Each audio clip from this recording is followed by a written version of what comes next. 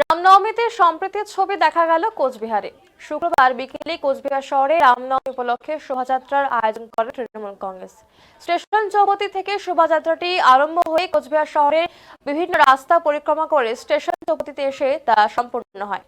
উপস্থিত ছিলেন কোচবিহার দক্ষিণ বিধানসভা কেন্দ্রের প্রার্থী তথা তৃণমূলের কোচবিহার জেলা সভাপতি অভিজিৎ দেব ভৌমিক, কোচবিহার পৌরসভার পৌরপ্রধান দিলীপ সাহা এবং অন্যান্য নেতৃত্ব। অভিজিৎ দেব ভৌমিক জানিয়েছেন, এদিন সকল ধর্মের মানুষই এই শোভাযাত্রায় অংশ নিয়েছে। এই সম্প্রীতি ভারতের সংস্কৃতি। পাশাপাশি তিনি বিজেপিকেও কটাক্ষ করেছেন।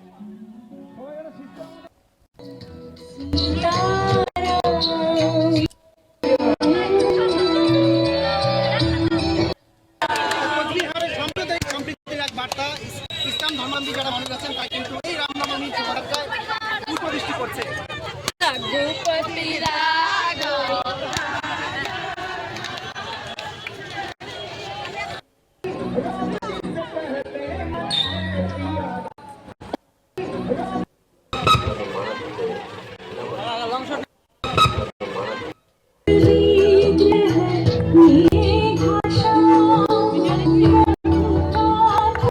সীতারামের যেমন গান হলো, তেমনি এই রামনবমী শোভাযাত্রায় পা মিলিয়েছে সংখ্যালঘু সম্প্রদায়ের মানুষও।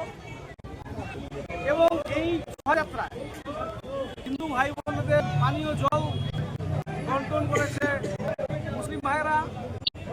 এটা হচ্ছে আমাদের দেশের সংস্কৃতি, আমাদের বাংলার কৃষ্ণ জাতির জনকের দেখানো পথে আমাদের এগিয়ে যেতে হবে।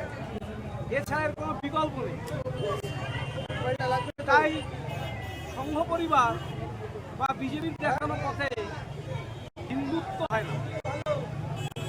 হিন্দুত্ব একটা আবেগ, হিন্দুত্ব একটা প্রিন্সিপাল, একটা সংস্কৃতি, একটা ভাবাবেগ, একটা মতাদর্শ, যেখানে পরধর্মের সহিষ্ণুতার কথা কেউ বলা নেই।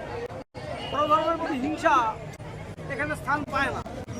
তাই জাতির জনক মহাত্মা গান্ধীর গুজরাটের সবরমতী আশ্রমে গেয়ে যাওয়া গান রঘুপতি রাঘব রাজা রাম পতিত পাবন সীতারাম ঈশ্বর আল্লাহ তেরো নাম সবকো সম্মতি দে ভগবান, এই গান আজকে প্রাধান্য পেল।